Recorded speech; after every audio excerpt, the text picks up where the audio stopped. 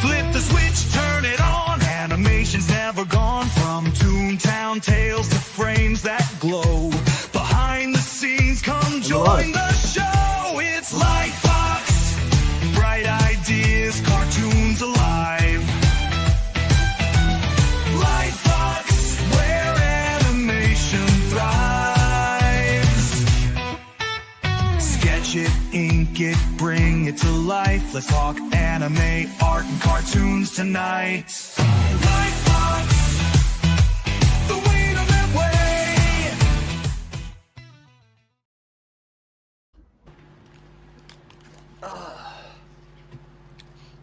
I can hear the audio by things. Okay, give me a second. Welcome to Lightbox, the official podcast of Wanimate, the Western Australian Animation Association. Whether you're an aspiring animator, a seasoned professional, or simply a fan of the magical world of animation, you've come to the right place. My name is Connor Johnston, and I'm brought to you by Darcy. Hello. Special guest, David. Hello. And Lindsay, which is currently getting a coffee. Yeah, anyway, this month's episode, I actually had done this in the wrong order. I was supposed to do Darcy last because he is our special guest. Yep. Anyway, so today will be your guide on this month. So on this monthly journey will be your guide into the heart of animation industry in WA. Each month, Lightbox will bring to you the greatest and latest in animation news, from upcoming films and shows to industry discussions that will inspire and empower the talented animators who call Australia their home, Western Australia. Anyway, we'll also delve into the creative processes and challenges faced by our local animators as they work tirelessly to bring their unique visions to life. So buckle up and get ready to be amazed as we explore the vibrant, ever-evolving world of Western Australian animation. This is Lightbox, and we're just getting started. And we wish to acknowledge and honour the traditional custodians of the land we're streaming from, the Wujik Noongar people. We recognise and celebrate their enduring culture, the rich tapestry of Indigenous arts, and the valuable contributions they made to the vibrancy and cultural diversity of this city and region. And before we dive into today's content, I would like to issue a quick advisory warning. While our channel is generally suitable for most audiences, there may be occasions when we delve into topics or showcase contents that might not be appropriate for younger audiences. We strive to create engaging and enjoyable content for everyone, but please be advised that some material may not be suitable for children. So parental discretion is advised, and we encourage you to review the content before sharing it with younger audiences. Our goal is to provide a safe and enjoyable viewing experience for all, and we appreciate your understanding and support. Alrighty, let's get into it. Alright, Lindsay, your turn. Oh, okay. Well, hello. Sorry, man. Because you're getting the coffee, I read your part of the script, so keep going. Okay.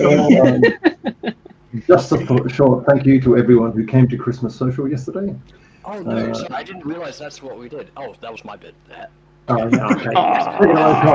Sorry, you stole it from me, Lindsay. But yeah, no, everyone who came yesterday to the Christmas Social, thanks. It was great. Good to have a good chat. Good to have a few laughs, and hope everyone. I did see some people make some good connections and new friends, so that's good. Which was the slide, which was this one. Wonderful artwork done by Skywalker and our committee. So very good. Now on to the next thing. Ooh. Okay, Studio Canal has announced Mr. Men, Little Miss movie, and the other announcement, as far as productions go, is Shangri-La Frontier, the computer game anime. It's difficult to explain, but it's got a few fans out there. They're announced to be. It's announced that season 3 is in production. Okay. I grew up with Mr. Men. Whatever it is. It's a distant memory for me. Yeah, I don't know when that sort of IP was touched upon last by any form of animation. It seems like it's been a while.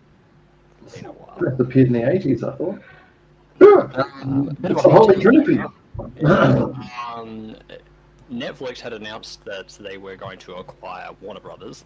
That is pretty much a huge chunk of the IP of all the stuff that Warner Brothers did. That includes the Nemesis system, Darcy. Let's just say Yeah, I know. Yeah, I'm aware. So that includes the Nemesis system, which is a very popular game system that was done. Would you like me to explain it, Connor? You can explain it. You might actually know a bit more of it specifically. A bit more. So the Nemesis system was introduced in the Shadow of Mordor games, made by Monolith Games, in which an enemy, you can re-encounter them over the course of the game, and they get stronger, and they're named, and yeah, they get stronger, and you can take control of them, or add them to your army, or if you fail, next time you meet them, they will get more wary of your ways and be harder to fight. But the only reason of why you don't get it in any of the games is because it's patented. So only they could use it, but they haven't used it for 10 years. They've never used it again. So Okay. No. a lot of people will So, what does that mean? Disney owns half our pop culture, and that means Netflix will own the other half. Apple will have whatever. Yeah, we're in the age of megafauna. They certainly are. I think we're going to be counting them on knuckles, not fingers. The reason of why it's only a maybe is because Paramount is not happy about this, and because I believe they originally proposed a deal to buy Warner Brothers, but they declined, and then now, after Netflix had proposed and Warner Brothers has accepted, Paramount is now wanting to do a hostile takeover and is placing a higher bid. So they're both squabbling over Warner Brothers. Yeah. Yeah. Which is odd because wasn't Paramount acquired last year by Skydancer or settled into an arrangement with them? I thought they were an appendage to something else. Saudi government. Same thing with EA.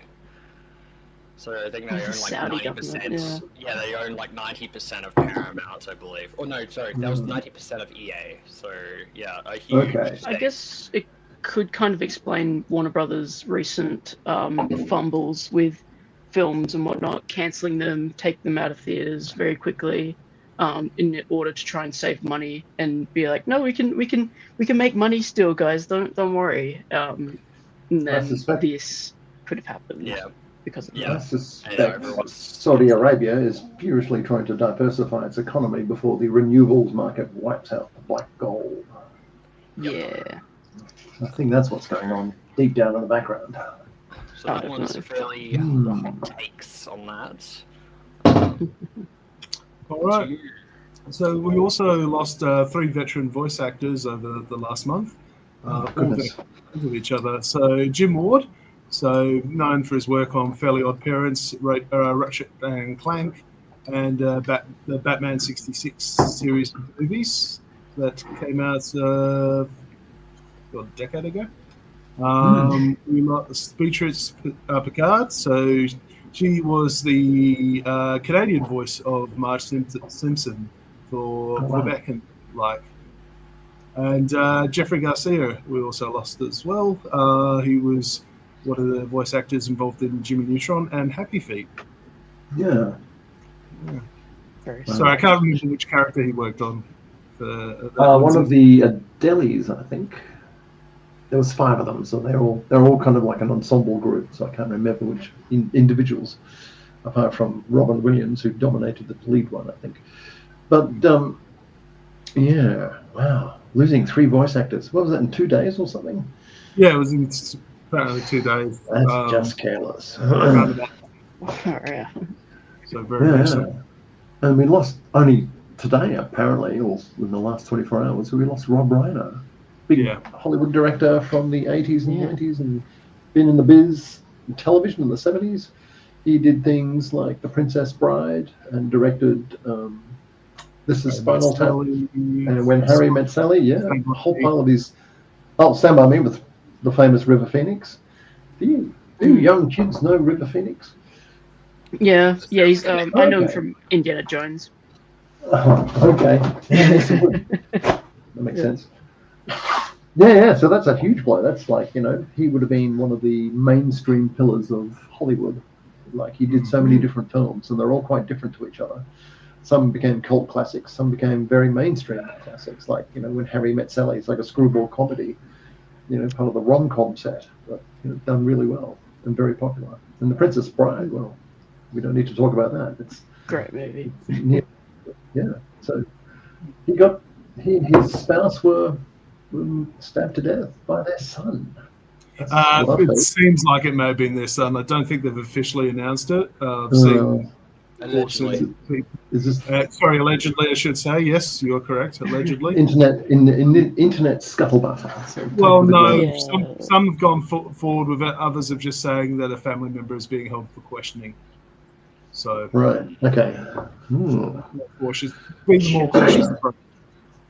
Yeah. And also, Right, so- sorry. No, go for it. We're now in the aftermath and reverberations of the Bondi massacre, which only just took place within the last 24 hours. Which, we'll do a token gesture here, but oh my God, it's looking pretty ugly. And as usual, the locals have all come together beautifully well. I'm not sure about a lot of the idiocracy online, though. But the usual suspects are all lining up outside. But no, it's a bit of a shock, I think. I think we've been knocked out of our complacency again. So it does feel eerily familiar, doesn't it? So I guess the next round of gun laws are going to come through. Yeah. Feeling various interests have been white-handing them for the last 30 years. Yeah. I guess I wasn't around for the first one. This is going to be a bit of a shock, I guess. Or not a shock, it'd just be different. It was a real shock when it happened the first time. I couldn't believe it. This is the sort of thing that happens in the States, we all said. And they're the weirdo ones, not us. And yeah. And then a couple of years later, there's that huge Norwegian one, which was, 70 people got shot down by a neo-Nazi out to shoot leftists or something ridiculous like that. Anyway, it's been quite a few. Anyway, I know that might be enough to animate some people, but we shall resume with more frivolous and essential items on the list. Okay, so let's look at what's actually. There's a couple. Sorry, because we got delayed last week. My bad. There's a couple here that are already out. So December 8th, Star Wars Young Jedi Season 3 was released. And December 11th, Pets on the Train was released at cinemas, which, it's quite an interesting action movie-oriented animation. There was things that I didn't expect to see there that I did. I wasn't expecting to see a Demolition Man or a Cobra reference in a kids' film, but we got that. The title is the giveaway. Yeah. It's referring to all Hitchcock movies and stuff like that, among other things. Yeah. And Snakes on a Plane. Snakes on a Plane, of course. Yeah. Yes. December 18th. So this week we've got the third Avatar film, Fire and Ash, being released. December 25th, we've got the SpongeBob movie, Search for SquarePants, hitting cinemas. December 30, we have 100 Meters, which is a sports anime coming to Netflix. January 1st, we have the Pout Pout Fish, so children's fair for coming to cinemas, and Grand Prix of Europe on January 6th coming to cinemas as well. Now, obviously, January sees the release of a lot of winter 2026 anime season starting. So there's a few that I'm looking forward to personally. So returns for Freerun, season 2, Jujutsu Kaisen season 3 is coming out, and Golden Kamuy, which is season 5, I believe, in the concluding season. Of the new ones that are coming out, the one that really interests me the most is the Darwin Incident, which has a human intelligence chimpanzee going to high school, and which sounds like a ridiculous premise, but it's basically an uplifted chimpanzee with a human intelligence one of a kind in the world, and that's obviously the political ramifications thereof that science experiment and sort of the various groups involved and protesting that experiment as well. So there's a lot of political intrigue that could happen, as well as just some weird sci-fi. So I'm curious to see what it's like. Sounds very 60s and 70s sci-fi, actually. Yeah, it does, actually. It really does. It's very old school. Planet of the Apes-ish. Well, I wasn't thinking of that so much, but some of the other ones, like Flowers for Algernon. Yeah. That's the one I was thinking of. And at the time, there was it Washoe, the orangutan, Washoe, the chimp, that was involved in human language experiments. Big wall full of buttons. Oh, Nim Chomsky? Yeah. Nim Chomsky, sorry. Siding with I don't remember Waterman. it anyway. Yeah. That's like we've gone back in time 40 years. Yeah, it's also true. Yeah, it's also very third movie, Planet of the Apes, where they actually do go back in time after the destruction of the ape planet in 2. The Planet of the Apes. Yeah, and you start that sort of cycle of the it's a bootstrap cycle for Planet of the Apes and the whole ape kind rise to power. Yeah. So Flowers for Algernon is a very famous short story. Yes. I had to study it in high school, but it won a few awards, I think, Hugo's or Nebulas or something. And it's basically about a guy. It's the classic example of an unreliable narrator. And it's spoken from a guy who starts off as a simpleton, and he gets a treatment. And you actually see in the story, as he tells his story, he gets more and more intelligent and more capable. And he starts high achieving, and at his job, he used to just sweep around machines in the factory. Now he's telling his boss how to rearrange them, and they become more efficient and all that stuff. And then, for whatever reason, it wears off. And you watch him slowly devolve again. And his romantic interests can see him deteriorate. And he lacks the wits to understand what's happening. And he's not even aware of it. And he slowly reverts back to normal. It's an amazing short story. You definitely want to read it. If you ever want to read, it's like it tells the whole story through the eyes of the protagonist, and the protagonist isn't always reliable.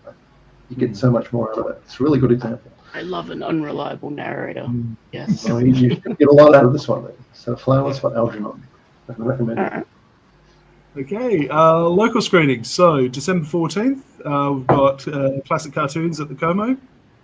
December 15th, we've got Princess Mononoke and Laputa, Castle in the Sky at Luna. That would have started an hour ago. Everyone, stop watching the podcast and go straight down to the link. Watch it now. Sorry, geez. Yeah, sorry, missed that. Yeah. Okay, so sorry, guys. And it's not going to help because I'm going to say December 23rd. We've still got Polar Express coming. So. You know what I'm waiting for them to the screen down there is Steam Boy. I really want to see Steam Boy in 35mm. It's pretty spectacular. So, It's one day. Yeah. Instead, we got the Polar Express. I've seen it 2 or 3 times on the big screen already somehow. I think it's because I was working in the business at the time. We all had to keep up with things. And it didn't get any less weird on repeated watchings. But there's some good bits in it. But it's like watching, was it the Final Fantasy movie? Remember that? Oh, with the Nokia, yeah. We were all shitting bricks when that was coming out because we all thought, oh God, Japan's just taken the lead in the visual effects animation race. And then we finally saw it, and you can almost hear the sigh of relief. And the new phrase entered the lexicon called the Uncanny Valley. So I was in a cinema full of creaking seats as the entire audience was. I just couldn't settle because there's all these lifeless cadavers. And it's like, what's going on? And it's like, no life in them at all. It was weird. It would have made a good Japanese manga horror film, I should imagine. But anyway, yeah. So Uncanny Valley. So that was a big sigh of relief for us back in the day, and showed up a lot of problems that you have with real humans. Probably something we're going to just about to talk about. So. And I thought Yes. this was absolutely perfect because, yeah. Come on, Colin, we're throwing you enough segues to get going. You gotta catch up. So this was actually just done by a small artist on YouTube. That's obviously their handle there, so you can watch it. It is quite literally, if you watch the video, it is literally virtual insanity as he slides close to the camera. So pretty on par with what actually happens in the show. I have just decided that I would not watch season 3 because I've seen enough of.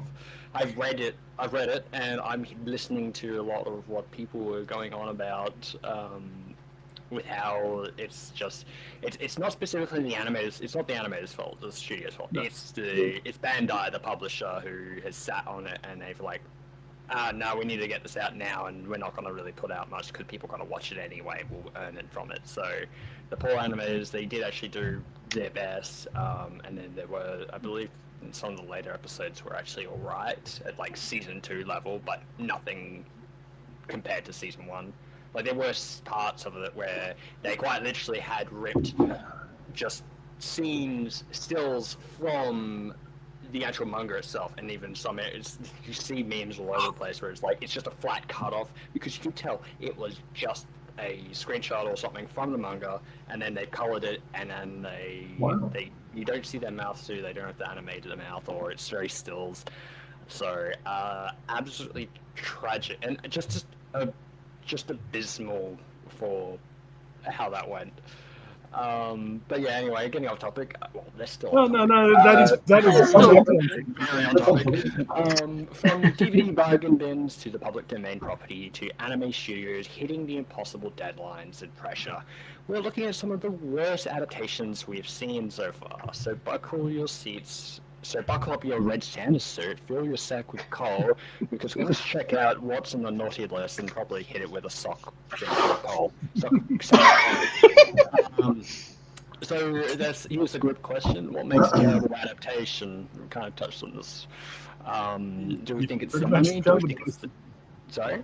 Very good. You pretty much covered most of it. Yeah, pretty much. Yeah. It's like it's either money, it's time, talent. Sometimes it's like with the One Punch Man's perfect example, almost like the studio that Bandai had got to do season 2 and 3. One Punch Man, the action style like you see in season 1 is not what that studio's typical. That's not what they're special. Like they can do it, but they're more suited for a different style of animation and different themes, which I actually have already forgotten. I feel bad, but yeah, it's not their main thing that they do. So it's just that they did it. They're cheaper or something like that. So care, once again, that's covering like they didn't really care to fix a little bit, at least fix the cuts, the flat cut like on someone's head. They could have just drawn over the top. With the source material. The same thing again. And the technology, they had the technology. They just it was, I think I'm mainly thinking about technology back in that sort of move to digital. And that move to integrating CG with anime, and you can see some horrible things coming out, in the last, well, not so much in the last 10 years, but before that, it was a rocky road. 20 to 30 years, yeah. You're describing 90s television, aren't you? Oh no, but even like when it started hitting anime in like the 2000s, you had some horrible janky effects coming through there, and things like, well, even like Kingdom, that's what's got 6 seasons now, but you see season 1 of it, and because it's covering large battle sequences, the same multiple horses multiplied, just rigidly moving over it. In ranks and files through troops, and it's just rough. It's rough to watch. It really is. Crowd scenes are nightmares. I can tell you that right now. Yeah. Excuse me. Yeah, we all know that. Like in Golden Kamuy, one of the first sequences is a bear attack, and that was that was so bad it was meme worthy. Just the bear looked just atrocious and barely even pun intended. Like season 2 One Punch Man, season 2 Invincible. I didn't because I remember seeing the bit where they were, because like meme worthy, where they were going over about how they're talking about saving money by covering their mouth as they talk. I thought that was a parody. Oh, that was a great gag, though. Yeah, it is a parody, but it uses everything, all those techniques. You know, going out to a non-moving landscape shot where nothing moves, just focusing in close to the eyes or something like that, and not animating too much. The back of someone's head or something. Yeah. I thought someone was it was just making, perfectly a done. parody of that segment. I didn't know that was actually part of the show. Oh my goodness. Yeah. They were talking about it. They were like, "Oh, why's the show dropped off in quality?" And then they jumped to like the exact reasons of why or something like that. Yeah. during a con sequence, talking to his favorite artist about an animated series, and it's doing that deliberately to showcase the techniques and to take the piss out of him. It's just satirize it, but it's just beautiful done. It's all the common tricks that they do. All right, so let's go on about mine, I guess. Okay, first off, Frank Mission time. I really decided not to break my brain dumpster diving into the work such as like X-Arms or Sam Singer's back catalogue from the 60s or Idea Factory's back catalogue or bargain basement bins looking for stuff that's been animated from public domain. So, you know, there's only so much hate watching you can do that will bring you joy before it literally becomes painful, and I just didn't feel like that. So, this all mentions for me. Okay, Twilight Nora Rock Me. This is a 1985 anime, a 29-minute Laserdisc follow-up OAV by Film Link International, and it's gained a certain notoriety. It's based on an 80s manga by Mikura Satomo, Nora no Hakobun. It's we apologize. an animation. Yeah, so sorry, my Japanese is terrible. Even Duolingo hates me on it. So look, it's animation is a special combination of poorly drawn with a shockingly low frame rate. It's one of the few animes I've ever seen that the flick book they show in a special editions sequences afterwards is actually far superior and more animated than the actual product itself. This Kenny Lauderdale on YouTube does a great breakdown of it. Highly recommend seeking that out. And it just it is something. It is something. The other one that I was thinking of, and that goes to another dishonorable mention, is Tom and Jerry, Willy Wonka and the Chocolate Factory from 2016. Fortunately or unfortunately, this is behind a paywall, so I don't have Hulu, so I couldn't catch it. But look, this matches up two properties together and substitutes one character for with another property. So you've got Tom and Jerry just basically tagging along through the Chocolate Factory. Look, it's not the only time it's happened to Tom and Jerry. There's a few others. I think there's a Wizard of Oz adaptation as well. But apparently this one is one of the most lazy and uninspired versions of it. This kind of reeks of the same sort of corporate synergies thinking that got droogies in Space Jam, for God's sakes. This just is classic rear mirror thinking, isn't it? Yeah. But unfortunately, I haven't seen it to tear it to pieces, so that will just have to remain a thwarted dream. But I thought it was worth a warning just from hearing about it. So those were my two dishonorable mentions. We'll get to the winner afterwards.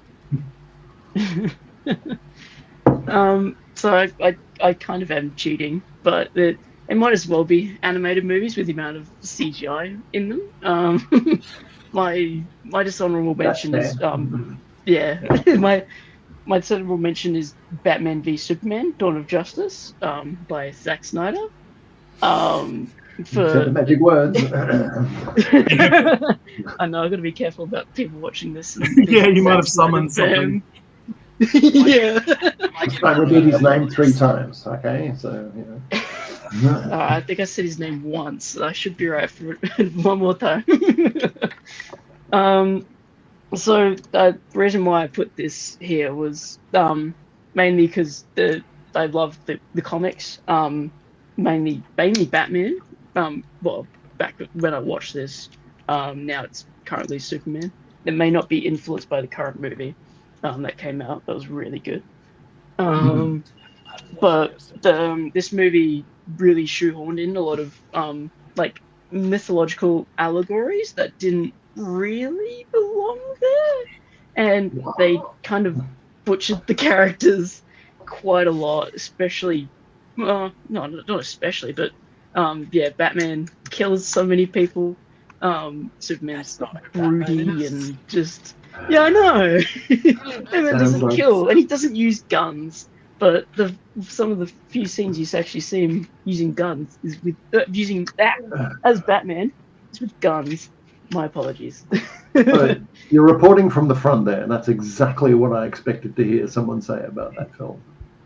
Yeah, and but aside from that, of course, the obvious poking holes in it, it's just like not really a good comic book movie. It doesn't I don't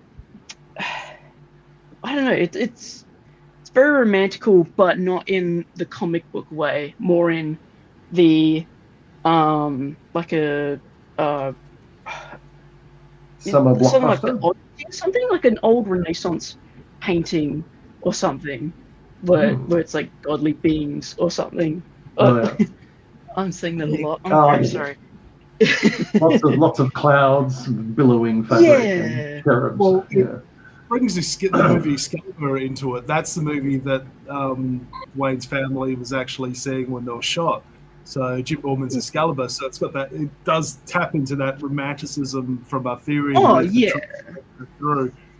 It's not that it doesn't belong in there, but it's just not well done. I think It shoots Jimmy Olsen in the face in the first 5 minutes. I mean, seriously. Yeah. Like, what's the point of bringing him in?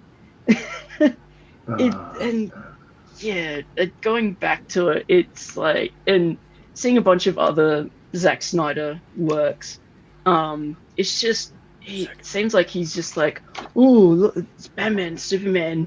Oh, no, I'm keeping count.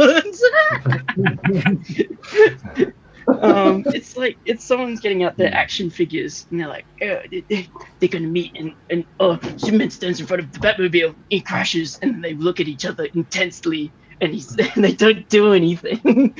And then they're bringing Wonder Woman and then Doomsday in later. Oh, it's gonna be best movie ever. It's just Edgelord. Yeah, very edgelordy. That's typically his style of movie, though, isn't it? That's his style of directing. Oh, it can work for like 300. 300, I think that could have worked. Oh, it did work, obviously. There was a sense of interpretation in that one, I think. Actually, that was an Animalogic production. I wasn't actually involved in that one, but it did the way. It sounded like a lot of fun to be on. I bet it was. Yeah, and I think Watchmen might have been as well, but I don't think I had anything to do with that. Hang on, am I getting my wires scrambled? Probably am. Yeah. And we're jumping ahead a bit because that was my other. I guess that would be my worst adaptation, just from the top of my head. We'll hold on. Yeah, we'll wait a bit. We won't get ahead of ourselves. So hold a sec, Lindsay. Did you have any I have got a few runner-ups. I mean, I was mentioning the 70s and 80s sort of run-of-the-mill, made-for-kids, pre-Star Wars style animations, which were incredibly twee, like Enid Blyton stuff. And that was, but I think they were actually quite authentic recreations, so I didn't include them, and I really didn't want to go and revisit them either. Yeah. Like Dave there, we've been bitten many times already. Why go back? So there's two I can think of off the top of my head, and one is the Netflix live-action adaptation of Cowboy Bebop, which when I first heard about it was like, huh? How or why would you do something like that? It's like we're going to make a minimalist live-action movie starring all these obscure actors to make an Asterix film or something. You know, so we're going to play it absolutely straight. It's like, oh, well, this won't work, will it? And so it was a heroic effort, I guess, but the casting's pretty good. But it's like putting everything into live action just sort of blanded everything down. It's like there's a reason why animated characters look animated, especially anime ones, where they're not so much animated in the old Disney sense. The anime takes a sort of stylistic design approach. So when you look at the Cowboy Bebop stuff, it's all beautiful style. Even your average gunfight or small event in a back alley is a memorable bit of design work and choreography that's never repeated. It appears once and you remember it from that episode. Whereas it's like the difference between an old-fashioned animated character and someone who's rotoscoped or motion captured live. Okay, the motion capture has a sort of, there's no exaggeration in real movement. And so what happens is it gets blanded out. And that's what happened with the live action version. It's like, it doesn't matter how elaborate they made the Spielbergian moves look. It's like, it's not the same. Because Bebop's a fantastic flight of fancy, and it's a fantastic bit of cyberpunk, and it's even a bit of full-on sci-fi, like The Expanse. It's set in the solar system.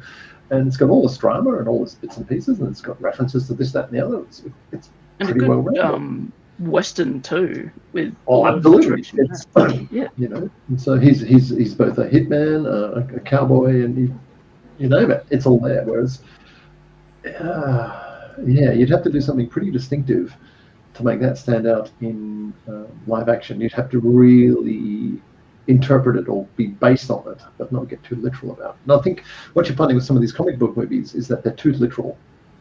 Because if you say compare storyboards or cinema with a comic books use time completely differently.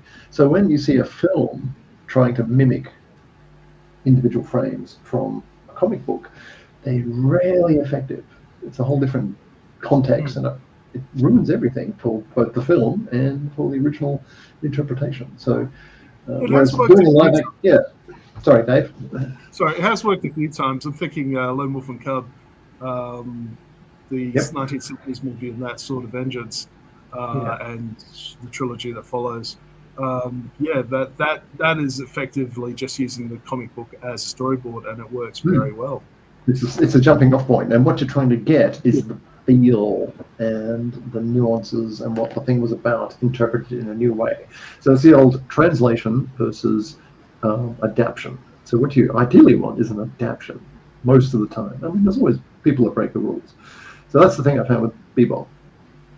It didn't kind of seem to work as an adaptation, or maybe I didn't give it enough time, but frankly I lost interest. And I found it very hard to sit through because I was comparing it with something that was clearly much better. And the other one was Watership Down, was something similar, but in a different way. So Watership Down, is the 1979 awesome kids flick, made in the style of old-fashioned kid flicks, where people weren't too fussed about killing off main characters in dramatic and tragic ways. And if you're watching any of the old 1950s, 40s, 60s, even 70s movies where they've got kids on the range, you'll see a young 10-year-old Timmy, sharpening his Bowie knife because he does whittling on the side. It's like you just wouldn't see that these days. You'd have every concerned parent from this side of the hemisphere to the far side of the moon up in arms. And so there'd always be some scene where something dreadful would happen, like there's a big storm, someone dies of consumption, or God knows what. And there's also lots of old movies that had terrible deaths in them, like people getting crushed between a ship and an ice wreck, or someone falling overboard in a storm, or some piles of people getting buried by falling masonry in good old-fashioned, healthy, wholesome Christian movies about the end of the world, all that stuff. And so Warship now, to me, and a lot of the kids I saw it with, was like, oh yeah, this is cool, it's rabbits. Well, it's a tough life to be a rabbit, isn't it? You know, dogs, cats, cars, you know, people, developers, you know, wiping out warrens and all that stuff. So it didn't come across as necessarily brutalistic at the time, especially when you're growing up in the 70s surrounded by the Cold War and all that stuff. But in hindsight, looking back on it, it's like, holy moly, what were we brought up on? So what's weird is that I've been watching subsequent generations of kids get increasingly less resistant to it as it comes out, to the point where, oh God, it's like that drowning horse. Oh my God. It's like, sure, okay. So that's the sort of thing I base. And the thing about it is I love the way that it's built and styled and animated. It's not the most amazing animation. They've clearly got a small budget. It's a British film. They've got a lot to do, but they get the texture sort of right, the tone right. The character design's pretty good. The staging is fantastic. Like they've got this opening sort of quasi-pagan, what would you call it? Not simplistic, naive style to represent the rabbit creation myth, where they introduce all the rabbit, you know, El Herrera, the trickster rabbit, who represents all rabbits. And all good rabbits will follow El Herrera's example and make it through the day. You've got the black rabbit of death, you know, who comes in and claims rabbits who don't follow the way of El Herrera, basically. And then you've got characters like General Woundwort, who's just generally frightening, because he's the big villain. He's a bully and a cutthroat. He's like all the terrible things. And he eventually tries to bully a large rabbit dog. It kind of doesn't end well. But that's the sort of stuff that you get in some old kid shows and stuff. Not quite to that extent, but that's it. So the Netflix CGI blockbuster remake that would be safe for kids is utterly absent of all that. All the characters look the same. They all look non-caricatured. They look like regular rabbits. You can't tell one from the other. They sit there and they do rabbit things. There's no sense of exaggeration or staging or anything like that. Or if there is, it's highly unmemorable. I think I struggled through 1.5 to 2 episodes of it, and then I forgot it was there because something else came up. And it wasn't until about a month later that I realized, oh yeah, that's right. Oh, what's this? Watership Down. Oh, I'm halfway through it. Oh, that's right. It's the CGI Netflix version. It was that memorable, i.e. it wasn't. So, you know, comeback, Disney live-action remakes, all is forgiven. You can do worse. And so it got all this amazing press at the time, mainly because, you know, it doesn't traumatize kiddies. But there's really no reason to get up in the morning, kids, to watch this thing. No reason at all. So it's definitely a runner-up. It's pretty good animation. It's pretty well put together, rendered nicely. The lighting's a bit flat and bland most of the time.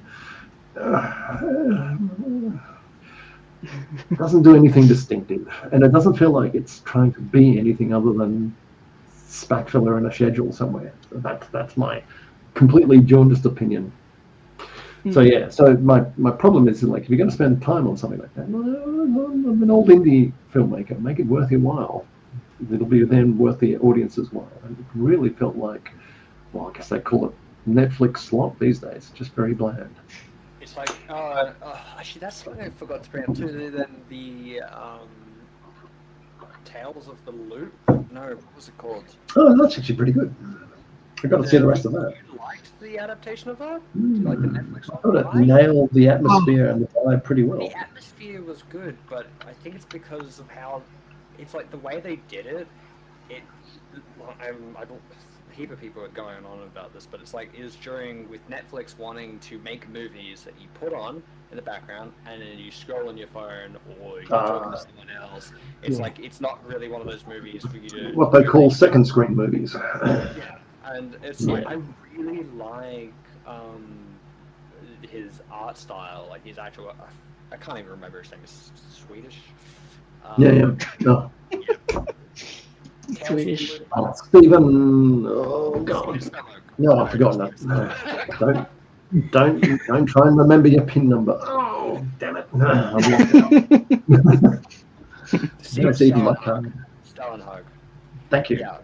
So, his art is amazing. I really love the world building that he does. It's just then when I watched the Netflix thing, on the first watch I watched it, I was like, I like it. It was right. But then I watched it again, and I went, this is really shallow. There's no depth to this. It kind of felt like what you saw is what you got. What you get. Yeah.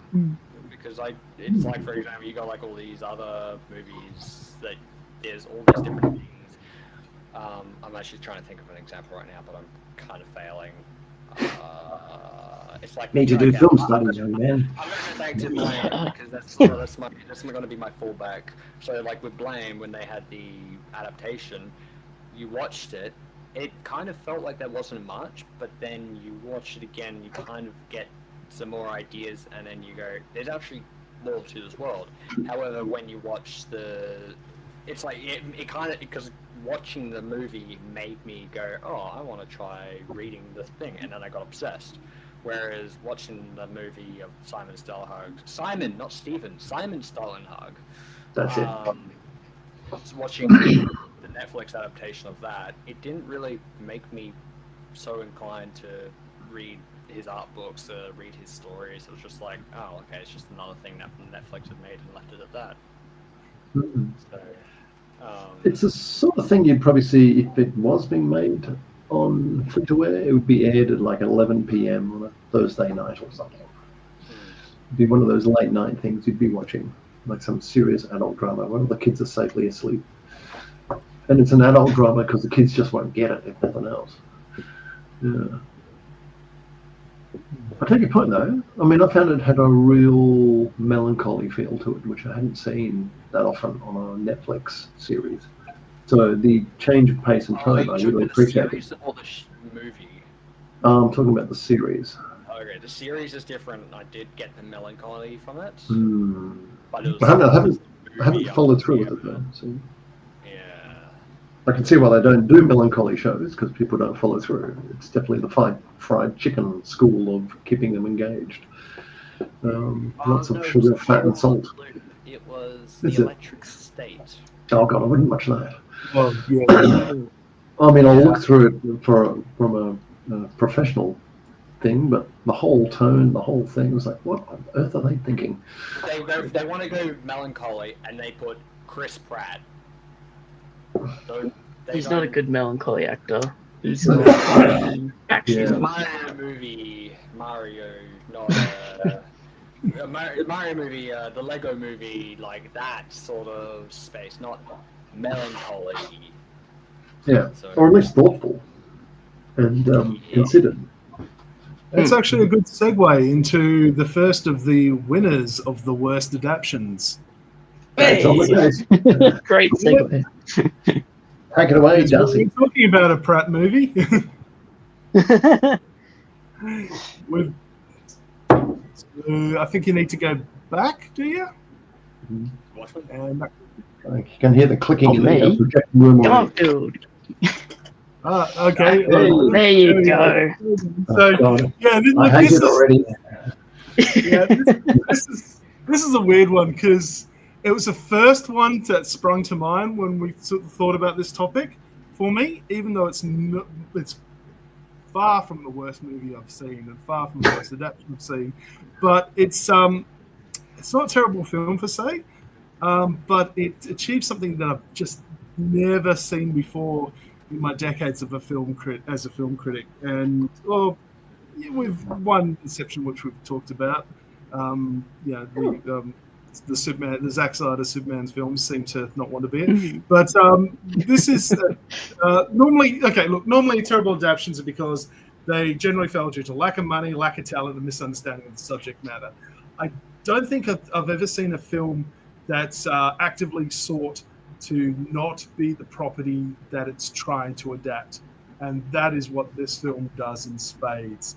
It actually shows that it can be a good Garfield film, starting in the first 10 minutes, showing the prelude, giving him his origin story, and then introducing the character, the extended roster of Garfield characters, and going through standard Garfield jokes in the first 10 minutes. Then Garfield comes across his stray dad, and it changes from there. You just keep Garfield and Odie for the most part as the core characters, and you're suddenly into a very generic animal heist film that's got nothing to do with Garfield in the slightest and doesn't feel like Garfield in the slightest. It's extraordinary to do. And this is from writer-director Mark Dindal, so The Emperor's New Groove and Chicken Little. And it's just a baffling choice from someone that at least is a competent director. And it's got a stacked voice cast, and it just comes across as mediocre. It's such wasted potential. I've not seen anything like it. So, it may not, in terms of raw numbers, be the worst of the worst, but, why do an adaptation that you don't want to do? Why couldn't they stick with the original Garfield one where he finds about his mother and then he loves it and then she leaves him again? I thought it was his dad. But this time it's his dad. This time it's his dad. No, the one with his mum hit hard. That hit hard. It was really good. I liked that one. Just then, this had to. It's like, I'm just looking at that poster. It's like that Garfield looks like a plushie. Doesn't look like a. That's baby Garfield. That's baby Garfield. So they've gone for the cute there. But the eyes look like they're just cut out of leather.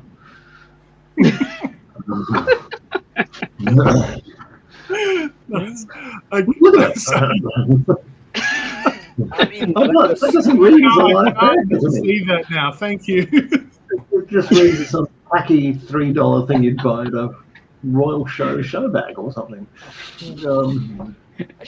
I still have my grandfather. He has in his car. He has a tiny little Garfield thing that sticks to the window. Like, you remember those old little plushies with the suction? Oh God, they were everywhere. But he's like he's turned like pale because of the sun damage. But he's still. He looks like he's definitely seen better years. Garfield stuck on a window. Oh God. He's back, doesn't it? Not in a good way. Yeah. Sounds great, Connor. Sorry. Yeah, no, I was saying, when I first saw the poster, I almost thought, is this actually the poster, or is this like a AI generated one? No, that is actually, because they lean heavily into the prequel aspect of it with the original advertising. So that is a legitimate poster of it. Wow. Like the stuff. That's weird to do like an adaptation just to like be like, oh, this is the character, but you've never seen him like this before. So even people who like the original, they're unfamiliar with whatever you're gonna do.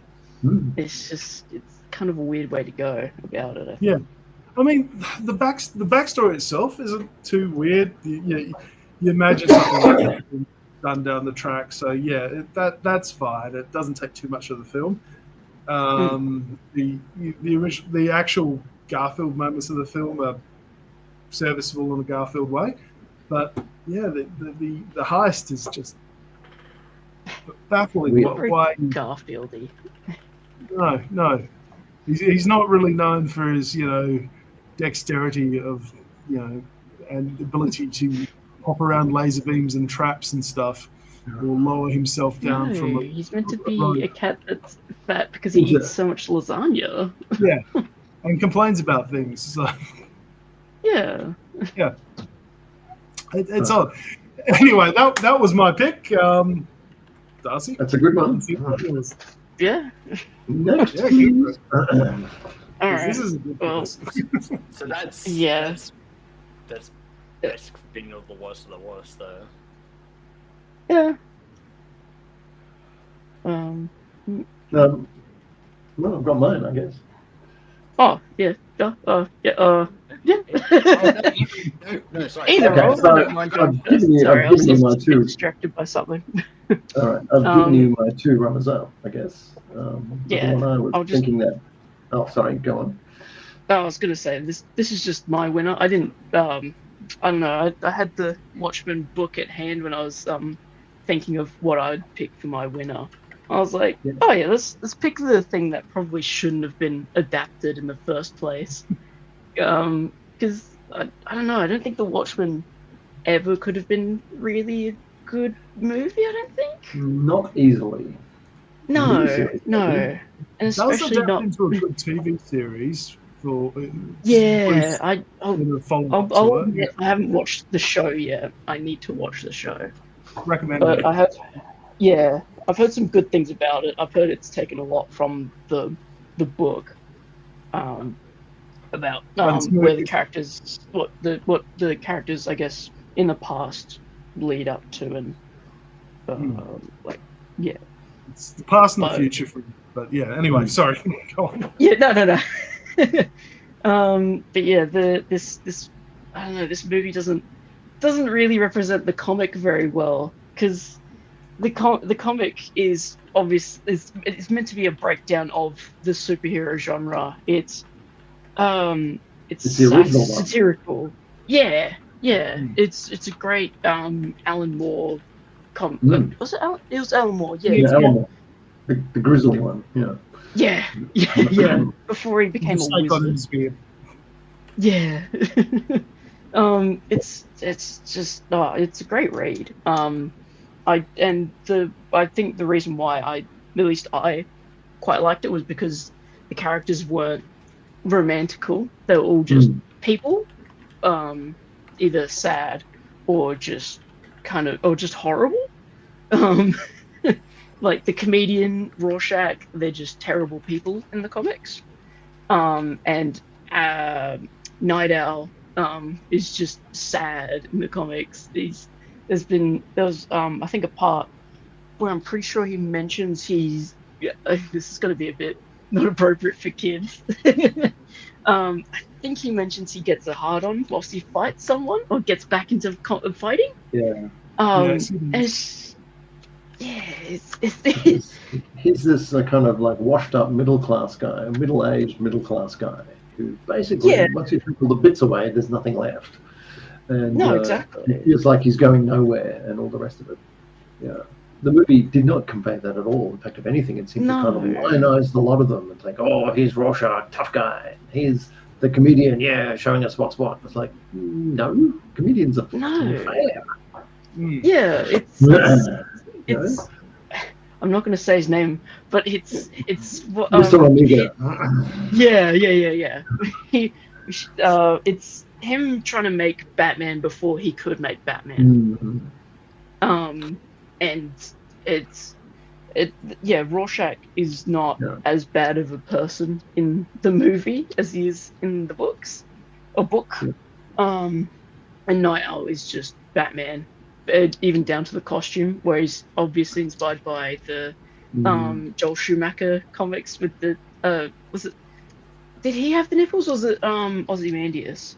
Oh, I can't remember. I can't remember. I'm not too fast, to be honest. Yeah. Fair enough. I mean, the basic... Sorry. No, you go. Well, the basic premise of The Watchmen is like, if they did have a Superman character, Dr. Manhattan, what would have happened in real life? And the real life is the United States would have won the Vietnam War. And the Nixon administration would have been triumphant, or the equivalent thereof, and all things would have gone to hell in a handbasket is basically what they were thinking. And so, the idea that superheroes make things better was like, well, no, actually they wouldn't. No, yeah. and most of the superheroes, if you met them in real life, would probably be broken weirdos or vigilantes. You wouldn't want, stay in the same room with.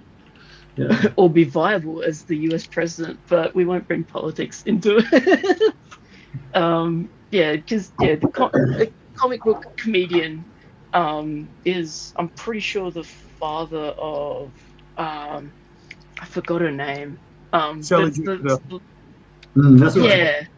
Silk Spectre too, technically. That's right. Yeah.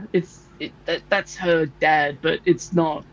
It's obvious. It's not through the, a very good way. Yes. Very nice. She's the result You're of a fan of sexual the comics. There we go. Oh, that's wow. Gee. Very nice.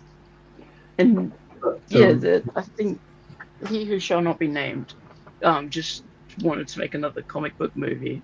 It's got the same issues as Batman v Superman. It's just like he thought it was cool and he wanted to give it a crack. He gave it a good shot, but I think it should have stayed with the comics. yeah. And I think if they tried to do it nowadays, maybe like as a mini series or something, breaking down comic book movies now, it would probably have a better shot. Because I know with the MCU movies, they're somewhat funded by the US Army, or at least get For sure. something up with them. Yeah. And so the Watchmen would be, I think, perfect for nowadays. This is the Watchmen's written by a disaffected Brit, very much in the tradition of the sort of reaction against the golden age of US science fiction, essentially. That's Alan Moore's heritage, and it shows. Yeah. Originally wanting to grab a number of actual, not DC characters, but DC had acquired the rights to them from a failed company. I can't remember which one. I don't think it was Timely. I really can't recall. But because I remember it was The Question, Blue Beetle, and a few other the ones that he initially wanted to do. He wanted to put them in a dark, grim story, use them to satirize the comic book genre. But DC were like, we just bought these guys. Do not make them look bad. And he just thought, okay, I'll do my own thing then. And he did a really good job of it. Yeah, I think when it comes to literally matching bits of the comic, I think the Watchmen does it extremely well. It's like visually he just nails it. But it's all the other stuff that kind of like, that really makes the movie worthwhile, really. Yeah, it's a bit watered down, which I guess he would have had to have done to make a movie that people would go and watch without walking out being disgusted. But at that point, I don't see why he should have bothered, I think. I don't know. Yeah. But yeah, that's my winner anyway. Because Watchmen's pretty close to my heart as well. Yeah. Just to see it butchered the way it was. Yeah. Well, I guess I'll complete my trilogy of Netflix grizzles and declare my winner, and that would be Junji Ito, Maniac, Japanese Tales of the Macabre. Oh, there we go. Now, I've only just recently discovered Junji Ito, and in part because of all the memes and SCP-style monsters all my students throw up at me. And I was like, oh, okay, this is where it's all coming from. At least this is certainly a big influence. And the guy's amazing. I haven't seen anything this crazy intense since the 50s horror comics or some of the stuff in the 70s. Being a fan of those guys, because their influence was of a lot of the guys that did a lot of the horror films in the 80s were very much inspired by those. 50s. Absolutely. That's why you've got Creepshow. The Thing, in fact, Creepshow, The Thing, all that stuff. So anyway, this is like the Japanese version, and it's quite startling. You have characters and faces that look quite flat and caricatured, almost like a troll face level character. Like it's that ugly and unanatomical, and then sitting right next to it or standing right next to it will be this beautifully delicately rendered person. Or you'll see some beautifully intricately drafted horror. And it's like, oh my god, and it's the line work that makes it all freaking work. And so stuff like, and some of it is just like old-fashioned nightmares. Like I think there's one called Hanging Balloons. Holy moly! Balloons came down, hung people that they had the faces off. Yeah. It's just bonkers. And it's like, my god, that is unsettling. And it's like, I can see that. I can see that's actually a nightmare made real. And it's like, fucking hell. And his artwork gives it incredible, it smacks you between the eyes.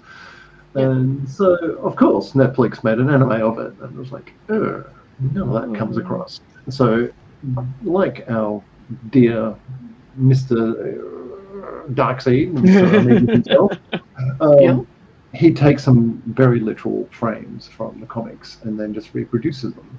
And so this series does similar things. So it's an anthology series with lots of short stories. Some stories are only half an episode long, so they're like the equivalent of 3 pages, 4 pages long. And some, almost full length. So I have a slight sore throat here, which explains the Rudolph Red Nose and the odd cough. So, and then when you translate that to anime, and it seems like very middle of the road anime, to be honest. Sorry, anime fans. It's like they seem to take an exact reproduction of his frame, stick it in the film, or stick it in the movie, in the animation, but simplify it to match the style of the anime, and then not have anything move around it. And suddenly all that impact that made the original image so compelling is completely absent, right? And so half of it seems to veer into borderline comedy half the time, inadvertent comedy half the time. So that wild imagination is there, and the staging just seems trite. I don't know. So a lot of the impact of these things kind of gets lost, because horror has a definite verve and feel. And so the opening titles don't help. And they've got this kind of crazy, mad Japanese rap song, electronica EDM thing going down. It's like, okay. And it's like, I'm not sure that's the style I'd be using if I was attempting something like this. I'm not even sure I would attempt something like this. I don't think I could match the equivalent of what he's doing with his horror manga. So I'm a bit with you there, Darcy. This feels like a Watchmen to me. Yeah, it feels like something that shouldn't have been made. Yeah, it's not helped. Just because you could doesn't mean you should. Yeah, the English translations make it even sillier, and the terrible CGI makes it ridiculous. So there's one of these weird ones where he's got kids and ice cream in an ice cream truck. And the ice cream truck is CGI, and it's all in color, and it's like, it's like it's not making any sense at all, and the punchline is kind of peculiar. It's like, and it just came across as like, what was that all about? And so I wasn't terrified or anything. So you know what? Let's check my notes. And yeah, so he's come up with a lot of very famous characters. Tomi, I think, is one of the big ones, and there's another one called Fashion Model Fuchi, who has a big fandom online. And looking at Fashion Model Fuchi and as just random stills, I'm thinking, I'm intrigued. I might check it out. There is one story I saw that was pretty good, and that was one involving a tunnel. So there's a tunnel, an old railway tunnel, and there's actually a laboratory inside it. So it's very Half-Life. But it all makes sense. It's actually quite well researched, and he's obviously, the original Ito story is taking a real thing and turning it into a very interesting sort of cosmic horror mixes with body horror. And you find a lot of his stuff is cosmic horror and body horror and not much characterization. And I think when you go and translate that to a series, you're in shallow waters and you're scraping your knees on the concrete already. So yeah, I was underwhelmed, I have to say. So I need to read more manga, I think. Definitely read more Junji Ito. He's worth it. He's definitely worth the admission price. I guess it comes. Don't read a later note. Oh shit, no. I guess it's the trouble and bringing a manga to anime. It's how much do you change, or sometimes they don't know how to really adapt, use the medium that they're like. Use the medium of animation to bring it to life. They're just like, we got to use this frame and just move bits of it. It's like, no, you gotta change it just enough to make it worth watching it. This is a poor This is a poor translation. It's not actually an adaptation, right? So this is where your storyboarding would have to do a lot of lifting to kind of get around that problem. And your staging. This is like the difference between Watership Down 1979 versus Watership Down, the CGI Netflix version. The 79 one, whether you like its violence or not, has extraordinary staging, even though the animation's a bit rough around the edges because they've run out of time. versus the Netflix one, which is beautifully produced, but why am I getting up in the morning? It's like there's just nothing there. And this feels a bit the same. And it takes Ito and makes him look a bit stupid and ridiculous. And his stories are great. Yeah, they work because they're narrative, they're graphic narration. What's the word I'm looking? They're graphical narratives, not necessarily story narratives. There's a natural progression, it's like one of those Eastern European cartoons where it's just a series of weird, surreal connections. Yeah. And you have this kind of narrative progression that's not a standard story, but you understand what they're getting at. And that's the sort of approach that a lot of Ito's work seems to do as well. Actually, you could possibly try a Brothers Key approach with stop motion. Or a John Spunkmeyer Dimensions of Dialogue with Ito, and make it based on Ito, but translate it into a completely different medium, but go for the same effect. That might work. That's a starting point. I mean, how you develop it, God knows. But yeah, that would be... Because I think the nearest I could see to Ito's work translated into animation would be something like The Brothers Key or Jan Smeckmeyer. In particular, the kind of weird, surreal found object stuff, where the physical objects and their textures are what makes it go. And that's the equivalent of all that draftsmanship that you'd see in his manga. Yeah, that's the problem. Ito's work comes out because of his, as you say, his draftsmanship. That stark black and white detail. Absolutely. And the impressiveness of that detail and the impressiveness of that darkness of the ink. But even it's translated in black and white.